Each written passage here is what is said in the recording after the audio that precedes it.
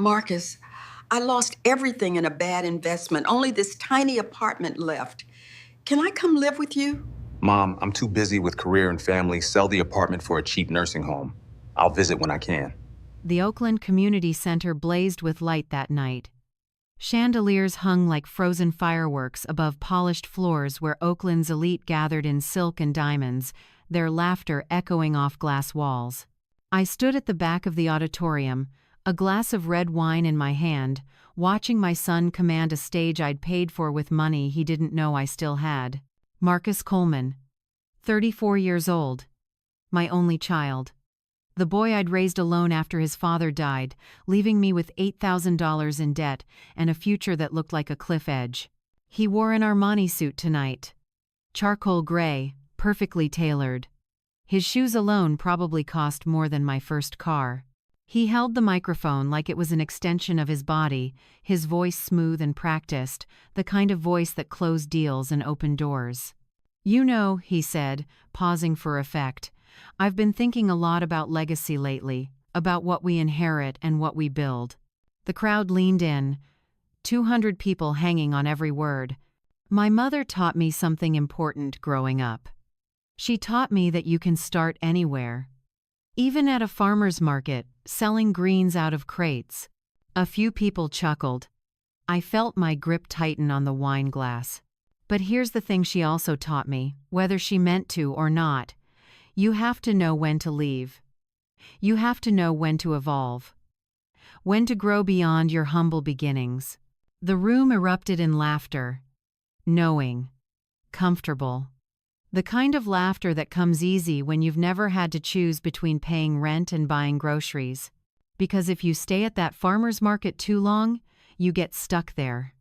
And stuck is the enemy of success. More laughter. Applause.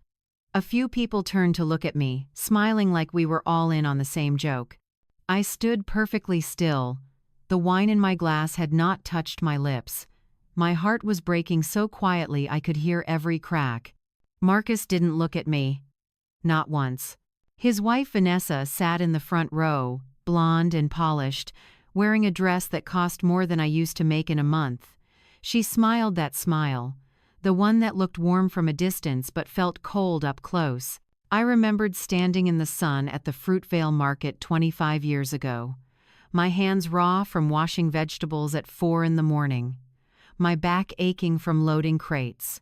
My son doing homework in the back of my beat-up Toyota while I made $73 and change. I remembered the nights I cut coupons until my fingers cramped. The times I ate cereal for dinner so Marcus could have chicken. The way I drove him to that expensive private school in clothes I'd worn for 3 years straight. I taught him that work had dignity. That anything earned through sweat and sacrifice was something to be proud of. But somewhere along the way, he'd learned a different lesson.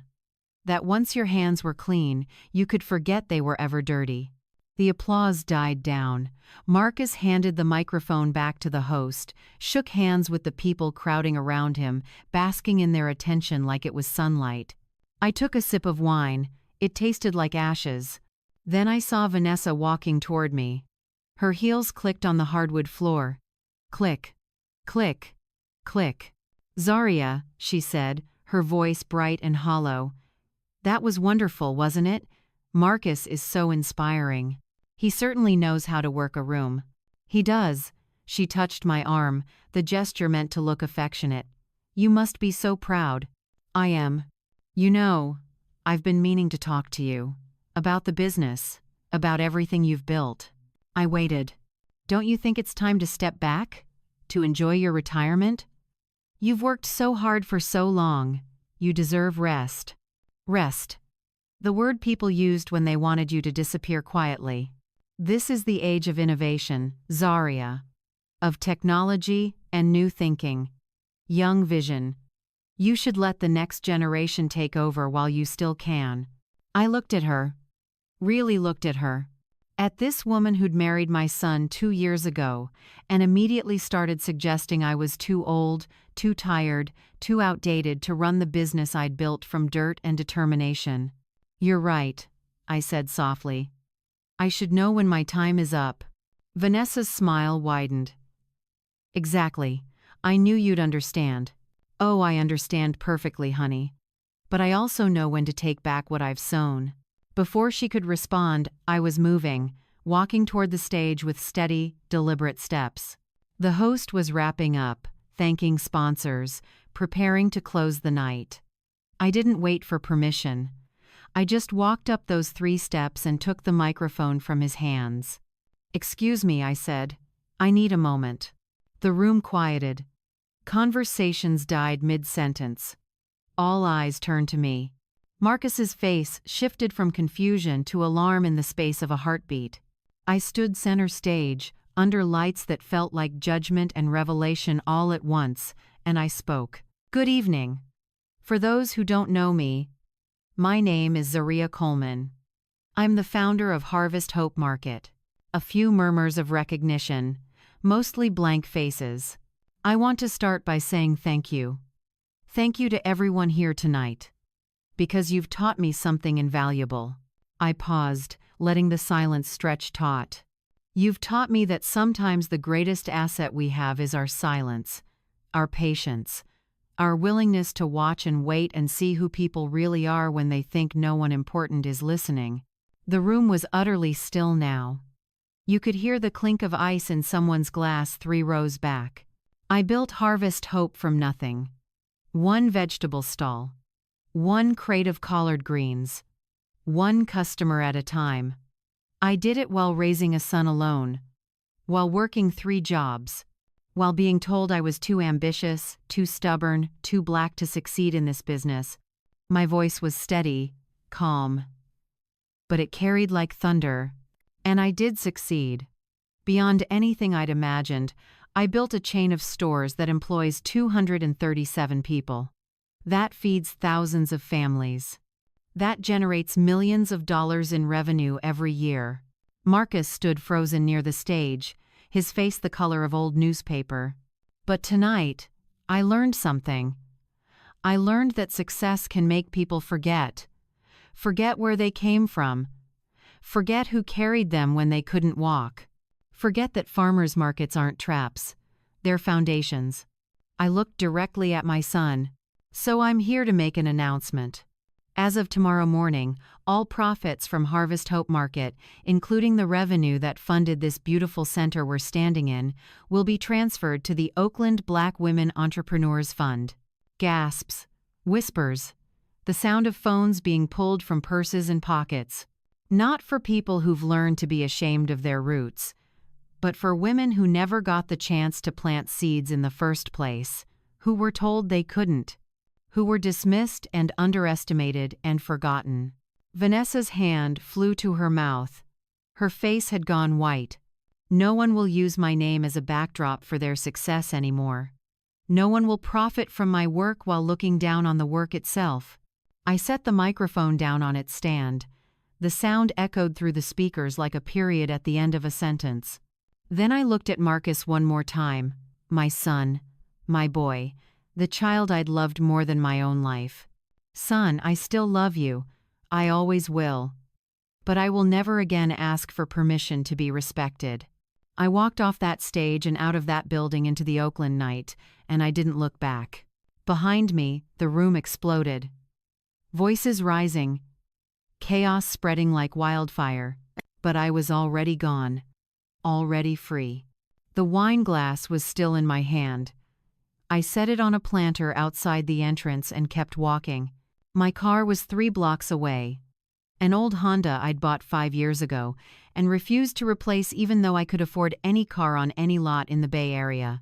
I drove home to my apartment, not the house in the hills that Marcus thought I'd lost. The small place in East Oakland I'd rented 3 months ago when I started testing him. I sat at my kitchen table with a cup of chamomile tea and waited. The phone didn't ring. Not that night. Not the next morning. Just silence. And somehow, that told me everything I needed to know. People see a strong woman when they look at me now. They don't see the years I spent crying in the kitchen at 2 in the morning, stirring soup I couldn't afford to waste, wondering if I'd made the right choice staying in Oakland instead of running somewhere easier. They don't see the woman I was at 20, young, in love, stupid enough to believe love was enough. His name was Darius Coleman. I met him at a jazz club on 14th Street called the Blue Note. It doesn't exist anymore. Got torn down in 2003 to make room for condos nobody from the neighborhood could afford. But back then it was magic. Dark. Smoky. The kind of place where music lived in the walls and seeped into your bones. Darius played saxophone. He stood on that tiny stage in a white t-shirt and jeans, eyes closed, pouring his soul through that brass horn like he was talking to God. I was waitressing that night. 20 years old, broke, living with 2 roommates in a studio that smelled like mildew and broken dreams. But when Darius played, none of that mattered. The whole room held its breath. And when he finished, when that last note hung in the air like smoke, I realized I'd been crying. He saw me, smiled, came over during his break. "You okay?" "Yeah." "You're just really good. Good enough to buy you coffee after my set?" I said yes. We talked until 4 in the morning at a diner on Telegraph. He told me about growing up in Richmond, about wanting to make music that made people feel less alone. I told him about my dreams, small ones back then, getting my own apartment, taking classes, maybe opening a business someday. He didn't laugh, didn't tell me to be realistic. He just listened like my dreams were already real, already happening, just waiting for me to catch up. We got married 6 months later. City Hall. $20 rings, my roommate and his drummer as witnesses. Marcus was born a year after that. 7 pounds, 6 ounces. Perfect. He had his father's eyes and my stubborn chin. We were broke, so broke. Living in a 1-bedroom in East Oakland with bars on the windows and sirens every night. But we were happy. Darius played gigs on weekends. I worked at a hair salon, then picked up night shifts at a restaurant. We took turns with Marcus, passing him back and forth like a baton in a relay race. Darius taught our son to listen to music with his heart. He'd hold Marcus on his lap, put on Miles Davis or John Coltrane, and just sit there swaying slightly, eyes closed. "You feel that, little man?" That's what it sounds like when somebody tells the truth. Marcus would watch his father with these huge, serious eyes, like he was trying to memorize everything. I took pictures, so many pictures. Darius and Marcus on the couch, Marcus in his father's arms. The 3 of us squeezed into our tiny kitchen, laughing about something I can't remember anymore. I wish I'd taken more. Marcus was 9 when Darius died. A Tuesday night in March. Darius was driving home from a gig in Berkeley. Some kid ran a red light doing 50 in a residential zone. Darius died on impact. The kid walked away with a broken arm and a court date he probably doesn't even remember anymore. I got the call at midnight. A police officer with a kind voice telling me things I couldn't process. Hospital. Accident. I'm sorry for your loss. I dropped the phone. Stood in that kitchen in my bathrobe, staring at Marcus's homework on the table, and felt the entire world tilt sideways. No insurance. Darius had been planning to get some, kept meaning to, kept putting it off because money was always tight and we were young and invincible. Until we weren't. The funeral cost $4,000. The hospital bill was another $8,000. We had $600 in savings. I borrowed from everyone. My mother. My sister. People from the church we only went to on Easter. And when it was over, when Darius was in the ground and Marcus was crying himself to sleep every night, I was left in that tiny apartment with a 9-year-old boy and a debt that felt like drowning. I could have given up, should have, probably. Moved back in with my mother, gotten on assistance, accepted that this was my life now. But I kept hearing Darius's voice. The way he'd talk about my dreams like they were inevitable. "You're gonna do something big, Z. I can feel it." So I started from scratch. Again. I took a job bartending at a restaurant in Jack London Square. Worked lunch and dinner shifts, came home smelling like fryer oil and other people's leftover dreams. At night, after Marcus was asleep, I cleaned office buildings downtown, vacuumed cubicles, emptied trash, scrubbed toilets that tech bros had destroyed. My back hurt all the time. My hands were raw. I fell asleep on the bus more times than I could count. But I kept showing up, kept working, kept putting one foot in front of the other because that's what you do when quitting isn't an option. One of my regular customers at the restaurant was a woman named Mrs. Hughes. She was in her 70s, black, elegant, always ordered the same thing: salmon, no sides, hot tea. She watched me for weeks before she said anything. "You're working too hard. Just doing what I gotta do." "No. You're working hard but not smart. Come sit with me." I did. And she taught me things nobody else had. About money. About property. About building something that couldn't be taken away. Buy what other people ignore, she said. Invest in what people think isn't worth anything, because they're wrong, and you'll be the one who sees it first. She helped me take my first accounting class at Laney College, helped me understand credit and interest rates and how to read a balance sheet. Within 2 years, I'd saved enough to buy a small lot near Fruitvale Market. Cheap, overlooked, perfect. I started selling vegetables there, just like I had at 20, before Darius, before Marcus, before everything fell apart. But this time was different. This time I knew what I was doing. I bought wholesale, learned to negotiate, built relationships with farmers who respected hard work more than fancy degrees. And I saved. Every dollar I didn't need to survive went into a savings account that grew slowly, painfully, like a plant in bad soil. In 1997, I opened my first store. Harvest and Heart. A tiny storefront on Telegraph Avenue with shelves I built myself and a cash register I bought at a yard sale. I didn't have an MBA. Didn't have investors or business partners or a safety net. I just had calloused hands and spreadsheets written in pencil and a bone-deep certainty that I would not fail my son the way the world had failed us. Marcus was 14 when the store opened. He helped me stock shelves after school, complained about the early mornings, but he was there. I thought we were building something together. A future. A legacy. But with every success, with every new store I opened, I felt him pulling away. He got into a good high school. Made friends whose parents were doctors and lawyers. Started caring about things like brand names and vacation destinations. I saw it most clearly at his high school graduation party. I wore a dress from Goodwill. Navy blue. Clean. Appropriate. Marcus didn't introduce me to his friends. When they asked who I was, he said, "My mom," like it was an apology. I stood there holding a paper plate of store-bought cookies, watching my son laugh with people who didn't know I existed, and I felt something crack inside my chest. I didn't make a scene. Didn't cry. Just smiled and congratulated him and told him I was proud. But that night, sitting in my car in the parking lot after everyone had left, I cried so hard I thought I might break apart. "It's okay, baby," I whispered to the empty car, to the ghost of the boy Marcus used to be. "One day you'll understand." But he didn't, couldn't, wouldn't. Instead, he went to college, got an MBA, started working in tech. Started making the kind of money I'd dreamed about when I was cleaning office buildings at midnight. And the more successful he became, the more distance grew between us. I kept working, kept building. Each new store was another layer of protection against the fear of being forgotten.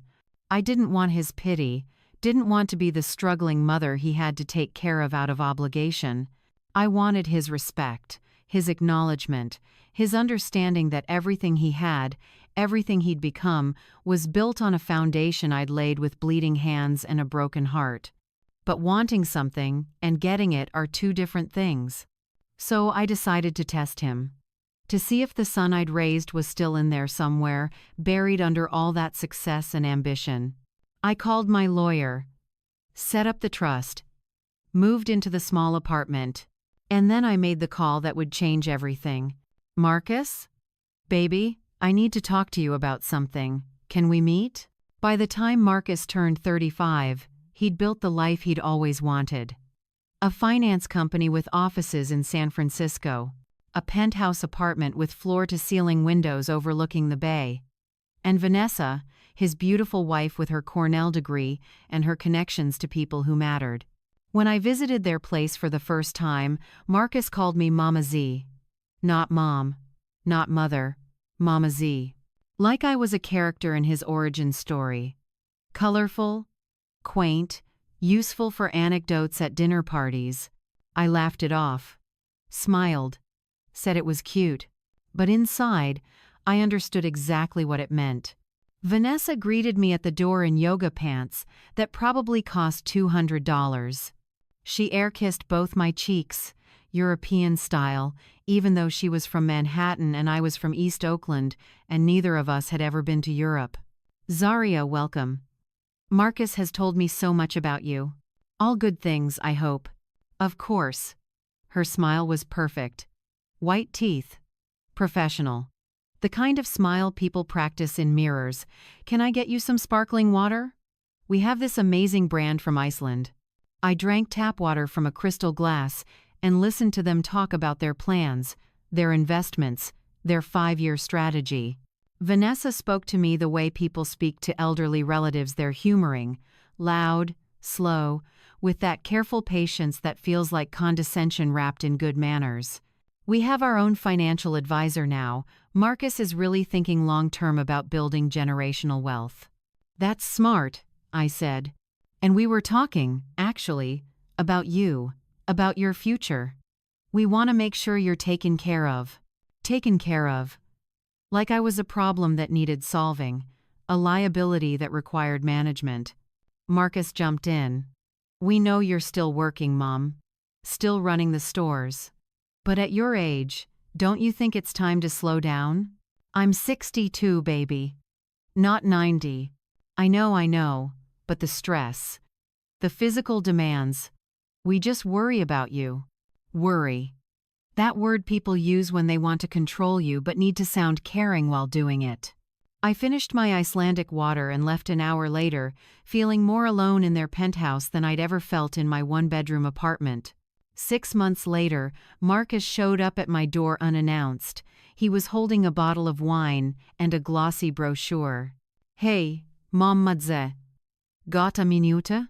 We sat at my small kitchen table, the same table where I'd done his homework with him 25 years ago, where I'd taught him to balance a checkbook and tie a tie and believe he could be anything. He poured wine into mismatched glasses, set the brochure between us. So, I've been thinking about your quality of life, about what you deserve after working so hard all these years. I looked at the brochure. Sunrise Senior Living, Walnut Creek. A smiling elderly white woman in a garden, holding pruning shears, looking thrilled to be there. It's a really nice place, Mom.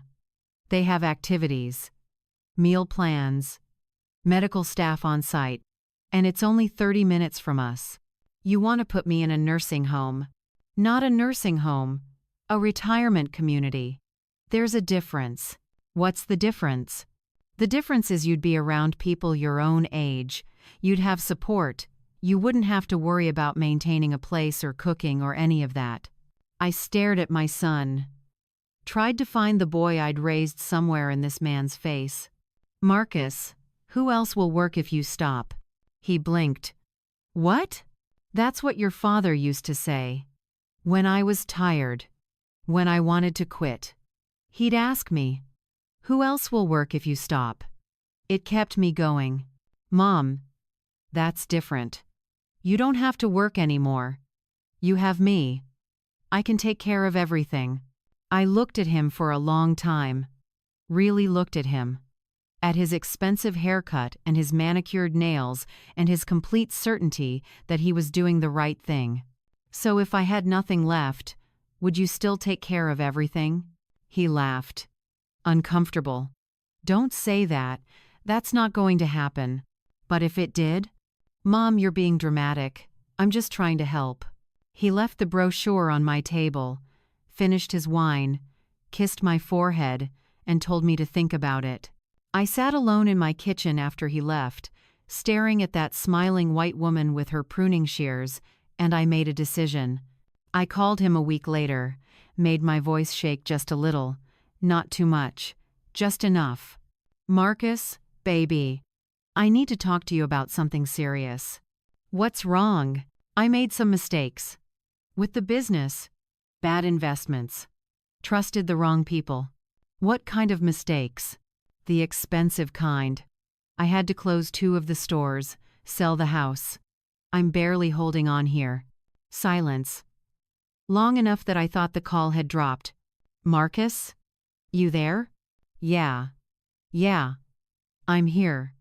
Jesus, Mom, why didn't you tell me sooner?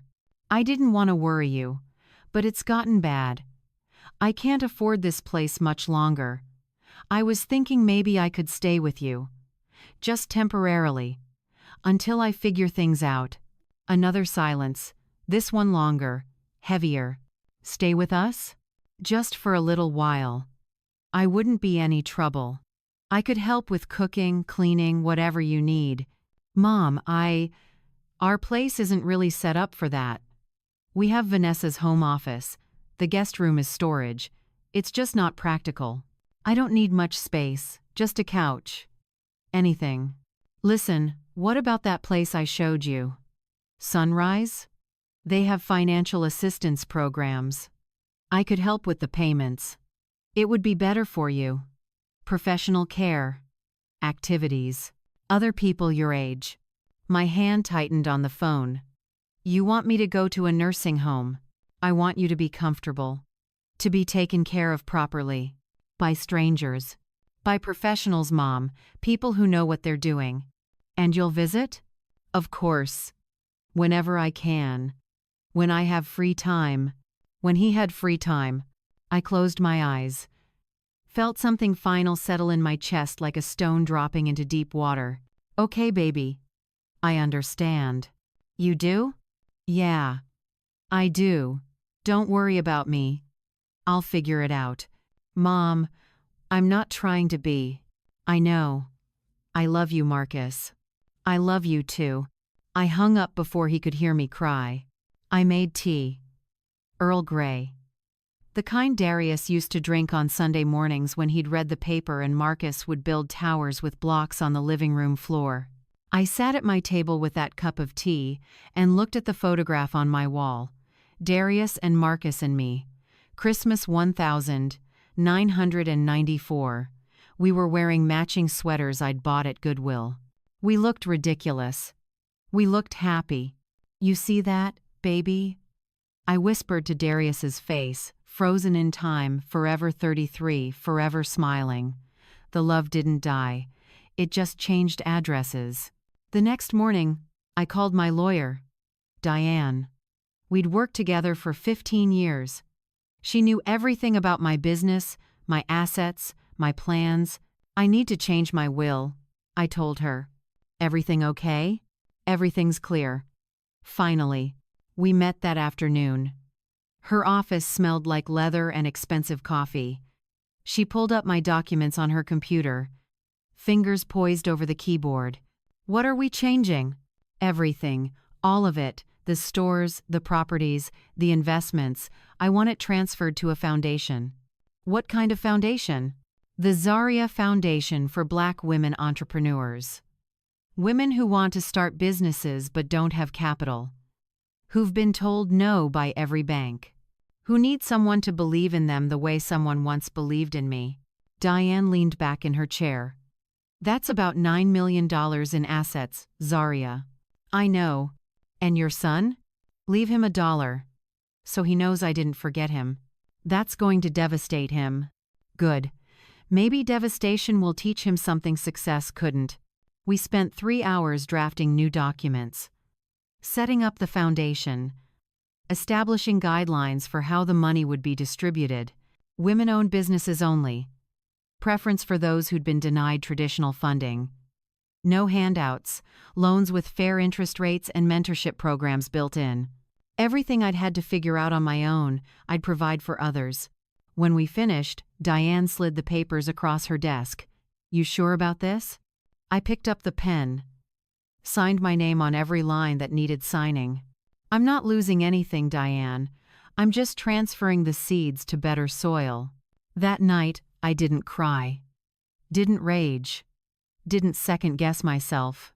I sat in my apartment with a cup of tea and a sense of peace I hadn't felt in years. Because I'd been afraid of the wrong thing all along. I'd been afraid Marcus would forget me, would dismiss me, would discard me when I was no longer useful. And he had. He did. But it didn't destroy me. Because I'd built something bigger than his love. Bigger than his approval. Bigger than the wound of being suggested for a nursing home by the boy I'd raised with bleeding hands and an unbreakable will. I'd built a legacy that couldn't be inherited or squandered or forgotten. And that, I realized, was the greatest revenge of all. Not hurting him back, but proving I never needed him to validate what I'd built. I just needed him to respect it. And if he couldn't, that was his loss. Not mine. The Oakland Gala was my curtain call. But revenge, real revenge, doesn't end with a microphone drop and a standing ovation. Real revenge is patient, purposeful. It doesn't destroy, it transforms. The next morning, the Oakland Chronicle ran the story above the fold. Zaria Coleman, the woman who built Oakland's organic empire and gave it back to the community. By noon, it was everywhere. Local news, social media. NPR did a segment. People I hadn't spoken to in 20 years were calling, texting, sending messages of support. Strangers stopped me at the grocery store. "You're that woman from the article. What you did was beautiful." But Marcus? Silence.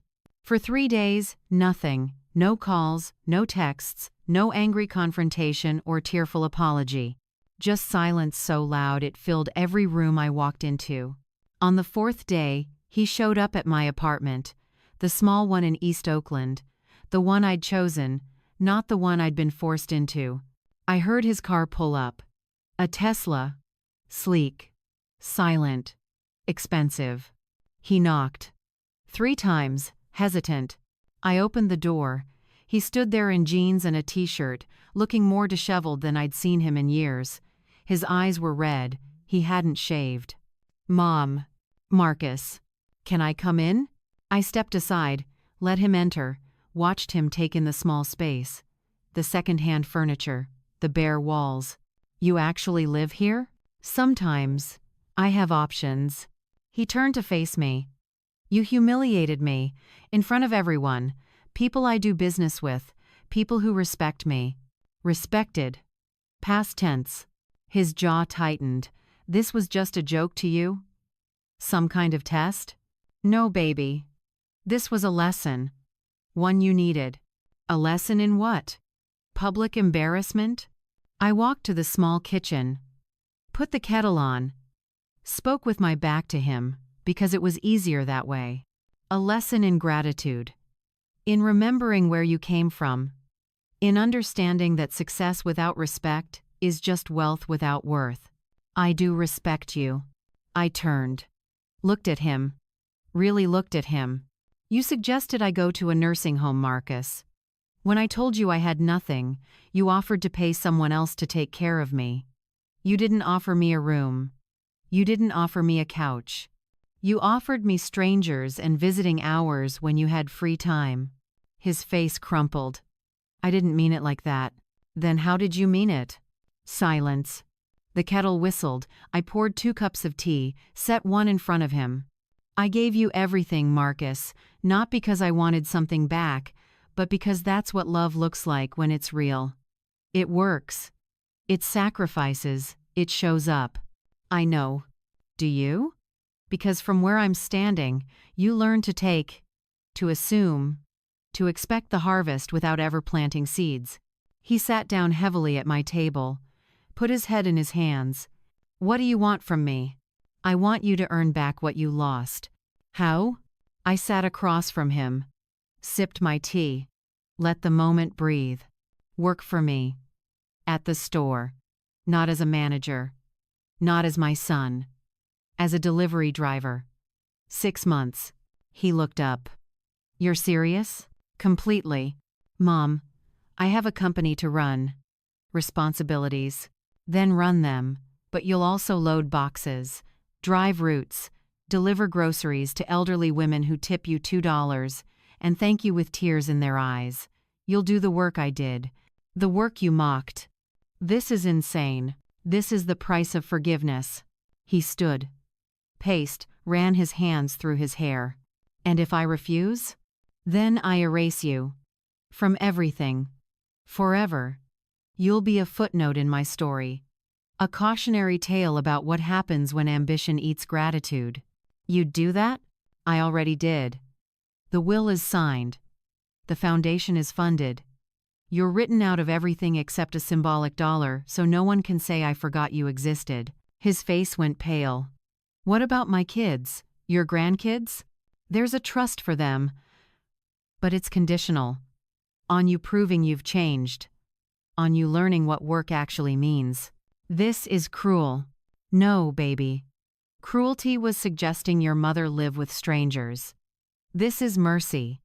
I'm giving you a chance to become someone worth forgiving. I stood, walked to the door, opened it. Think about it. You have 48 hours. After that, the offer expires, and so does whatever relationship we have left. He left without another word. The Tesla pulled away silently, like a ghost. 2 days later, he called. I'll do it. And Vanessa? What about her? She works at my soup kitchen. Street Mary's in West Oakland. 4 shifts a month. Serving food. Cleaning dishes. Being useful instead of ornamental. She's not going to agree to that. Then you both lose. This isn't negotiable, Marcus. You want forgiveness? You earn it. Together. Another silence. Then, fine. We'll do it. Good. You start Monday, 6 a.m., don't be late. The first 3 weeks were brutal. I didn't supervise, didn't check in. I let the work speak for itself. But I watched. From a distance. Through reports from my store manager, a woman named Keisha who'd been with me for 12 years and didn't suffer fools. He's struggling, she told me over coffee one morning. Showed up late twice, complained about his back. But he's showing up. That's something. Vanessa too. Gloria says she cried the first day. Actual tears. But she came back. I nodded. Sipped my coffee. Waited. On week 4, I went to the store early. Stood in the parking lot at dawn, watching the delivery vans being loaded. Marcus arrived at 5:55. 5 minutes early. He wore work boots I'd never seen before and a Harvest Hope t-shirt that was already stained. He didn't see me. Just grabbed his clipboard, checked his route, started loading boxes into his van. His movements were clumsy. Inefficient. He'd clearly never done physical labor like this before, but he was trying. I followed him that day. Stayed 3 cars back. Watched him make deliveries all over Oakland. To an elderly black woman in Fruitvale, who hugged him and called him baby. To a young mother in Temescal with a toddler on her hip, who thanked him 3 times. To a man in a wheelchair who asked Marcus to bring the boxes inside, and Marcus did, without hesitation, without complaint. At his last stop, an old woman in West Oakland came to the door. She must have been 80. Tiny. Bent with age. Marcus carried her groceries up 3 flights of stairs, set them on her kitchen counter, unpacked them for her when she asked. She tipped him $5. Thank you, young man. You're a blessing. I watched from my car as Marcus walked back to his van. And for the first time in years, I saw something in his face I recognized. Not pride, not ambition, just quiet satisfaction. The kind that comes from helping someone for no reason other than it's the right thing to do. That night, I went to Street Mary's soup kitchen. Gloria let me in through the back door. She's washing dishes, Gloria whispered, pointing toward the kitchen. I walked in quietly. Vanessa stood at the industrial sink, up to her elbows in soapy water, scrubbing pots that probably weighed more than her Pilates instructor. Her hair was pulled back. No makeup. Her hands were red and raw. She was talking to another volunteer. A woman named Shanice, who'd been homeless 2 years ago before I'd helped her get back on her feet. "I never thought about it before," Vanessa was saying, her voice soft. "How much work goes into feeding people? How much care?" "Most people don't," Shanice said, "until they have to." Vanessa nodded. "Scrubbed harder. These people I serve, they look at me like I'm doing something noble, but I feel so small next to them. They've survived things I can't even imagine. That's how you know you're learning." I stood there, hidden in the shadows, and felt something shift in my chest. Not forgiveness. Not yet. But the beginning of it. The seed of it taking root. Later that week, Marcus came to my apartment again. This time he looked different, tired, worn, but lighter somehow. "I delivered to Mrs. Patterson today. The woman on 47th Street. I know Mrs. Patterson. She's been a customer for 15 years. She told me about you, about how you gave her son a job when he got out of prison, how you didn't ask questions, just gave him a chance. He earned it. She said you saved her family." I didn't respond, just waited. I never knew that, never asked.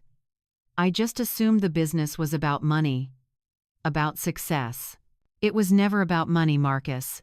It was about dignity, about giving people what the world wouldn't.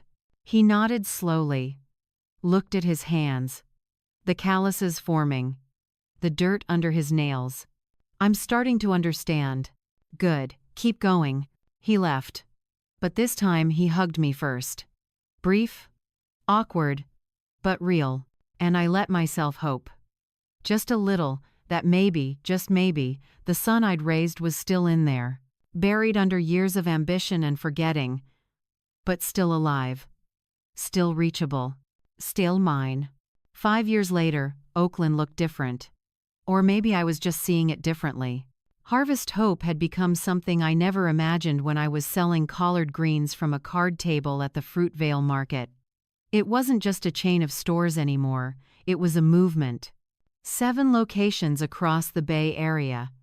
Each one hiring from the community. Each one sourcing from local farmers. Each one offering job training programs for women who'd been told no everywhere else. The flagship store on Telegraph had a community kitchen in the back, a business incubator on the 2nd floor, a childcare center so mothers could work without worrying. And Marcus ran it all. Not because he was my son, not because of nepotism or family obligation, but because over 5 years he'd earned it. One delivery at a time, one humbling moment at a time. One lesson in what real work actually meant. He was 40 now. Gray starting to show at his temples, hands that knew calluses and wouldn't forget them, eyes that had learned to see people instead of just opportunities. Vanessa had changed too. She ran Street Mary's soup kitchen now, not as a volunteer, as the director. She'd turned it into something remarkable, a training program for unemployed women, culinary skills, resume building, interview prep. Women who came in hungry left with full stomachs and new possibilities. Every month, we had family dinner at the soup kitchen, not in some fancy restaurant, right there, at the same tables where we served the community. It was a tradition Marcus had suggested. To remember, he'd said. To never forget. Tonight was one of those dinners. The 4th Saturday of the month. The kitchen smelled like the bean soup I used to make when Marcus was little and we were broke. The same recipe, navy beans, ham hock, onions and garlic. Love and memory simmered for hours. I stood at the stove, stirring, watching steam rise. Beside me, Vanessa was cutting cornbread into squares. "You make it look easy," she said. 40 years of practice. "No, I mean all of it. The business. The foundation. Forgiving Marcus. You make it look easy." I set down the spoon, looked at her. This woman who'd once suggested I needed rest because I was too old to understand modern business. "It wasn't easy, Vanessa," It was necessary. There's a difference. She nodded. Her eyes were different now. Softer. Deeper. Like she'd learned to see beyond surfaces. I was terrible to you. You were young. Ambitious. Scared of anything that reminded you life doesn't always go up and to the right. That's generous. No. That's honest. And honesty is the only thing that matters now. Marcus walked in carrying his daughter. Amara. 7 years old. My granddaughter. She had her grandfather's eyes and my stubborn chin. "Grandma Z," she shouted, wiggling out of Marcus's arms and running to me.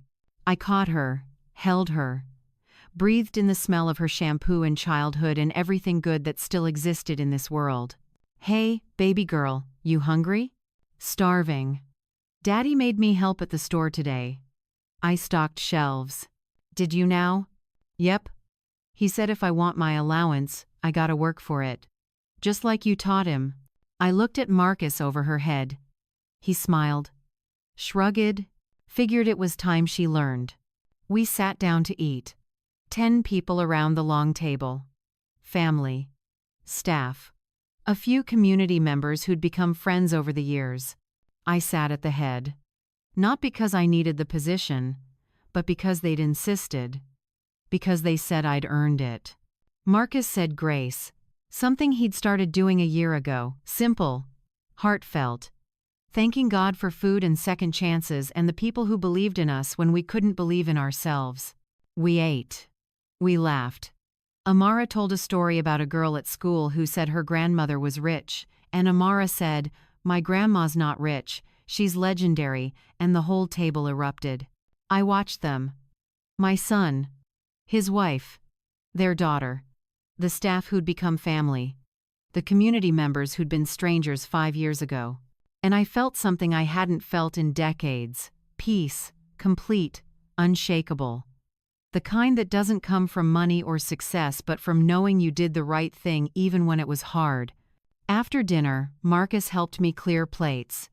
We worked in silence for a while. The comfortable kind. The kind that only comes after years of rebuilding trust brick by brick. "Mom," he said finally, "can I tell you something?" "Always." "Thank you." "For what?" "For not giving up on me. For teaching me the hardest lesson in the hardest way. For loving me enough to let me fail so I could learn to stand." He set down the dishes, put his hand on mine. "I used to hate how quiet you got. How you'd just watch me make mistakes without jumping in. I thought it meant you didn't care. And now? Now I understand. You were making space for me to hear myself. To see myself. To realize what I'd become." I squeezed his hand. "You know what I learned, baby?" "What?" "Silence is the music of maturity. Sometimes the most powerful thing you can do is say nothing and let the truth speak for itself." He hugged me. Long, tight. The kind of hug that apologizes and forgives and promises all at once. When everyone left, when the kitchen was clean and the lights were dim, I stepped out onto the porch. The soup kitchen sat on a hill overlooking the city. You could see downtown Oakland from here. The port. The bay beyond it. The wind came in cool and salty. It moved through my silver hair, now completely white, like my mother's had been, like her mother's before her. I thought about Darius, wondered what he'd think of all this, of the empire I'd built, of the son we'd raised who'd lost his way and found it again, of the foundation that was helping women just like me, women who needed someone to believe in them. I imagined his saxophone, the way it would sound right now, deep, warm, mournful, and hopeful at the same time. Behind me, I heard footsteps. Marcus. He stood beside me, looking out at the same view. "What are you thinking about?" he asked. "Seeds." "Seeds?" "Yeah. How they only bloom after being buried. After being covered in dirt and darkness and pressure. After going through everything that should kill them but doesn't." I turned to look at my son. At his weathered hands and his honest eyes and the humility he'd earned through years of hard work. "I've been buried, baby. More times than I can count. By poverty. By grief. By disappointment. By you. Even. But I bloomed anyway. Not in spite of it. Because of it. He nodded. Understanding. Finally understanding. The book, he said, Seeds of Grit. That's what it's about, isn't it? Yeah. It's about women like me. Like your grandmother. Like the women we help through the foundation. Women who plant gardens in concrete, who refuse to disappear just because the world wants them to. I'd finished writing it 3 months ago. It sat with my agent now, making the rounds with publishers. Some were interested. Some weren't. I didn't care either way. I'd written it because the story needed telling. Because women like me, black women who'd built something from nothing, deserved to have their struggles and triumphs recorded. Not for glory, for proof. That we existed. That we mattered. That we changed the world one stubborn seed at a time. I'm proud of you, Mom. For everything. For the business, the foundation, the book. For not letting me get away with being less than I could be. I'm proud of you too, baby. For coming back. For doing the work. For becoming the man your father would be proud of. We stood there in silence. Father and son in spirit. Mother and son in blood. Both of us looking at the city we'd helped feed, one meal at a time, one kind act at a time. Inside, I could hear Vanessa and Amara cleaning up. Laughing about something. The sound of family. Of healing. Of second chances that almost didn't happen but did because someone was brave enough to demand better. You know what's funny? I said softly. What? People forget who planted the seeds once they start eating the fruit. But the truth is, the planting is the important part. The fruit is just proof the work mattered. Marcus smiled. You planted good seeds, Mom. We all did. That's the secret. It's never just one person. It's generations. It's community. It's every hand that touches the soil and refuses to let it stay barren. Above us, the Oakland sky stretched infinite and dark. Somewhere in that darkness, seeds were flying. Dandelion wishes, maple helicopters.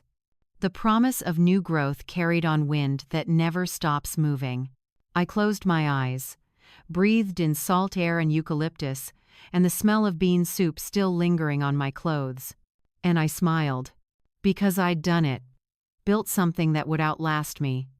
Not just a business, but a legacy of dignity, of work, of women lifting women, of forgiveness earned through humility and time. Forgiveness is not weakness. I whispered to the wind, to the city, to the ghost of my husband somewhere in the music I still heard in quiet moments. It's the highest form of victory. Marcus heard me. Put his arm around my shoulders. You won, Mom. No, baby. We all won. That's the whole point. We walked back inside together. To warmth. To family. To the life I'd built by refusing to stay buried. And as I closed the door behind us, I thought about all the women who'd come after me. The ones who'd receive loans from the foundation. Who'd start businesses. Who'd feed their communities. Who'd plant their own seeds. They'd never know my name. Most of them. They'd just know someone believed in them when nobody else did. And that was enough. More than enough. That was everything. If this story touched you, if you've ever felt dismissed by the people you sacrificed for, or if you believe in the power of dignity over wealth, like this video and share it with someone who needs to hear it. Subscribe for more stories about everyday people doing extraordinary things, because the truth is, we're all just seeds waiting for our season to bloom.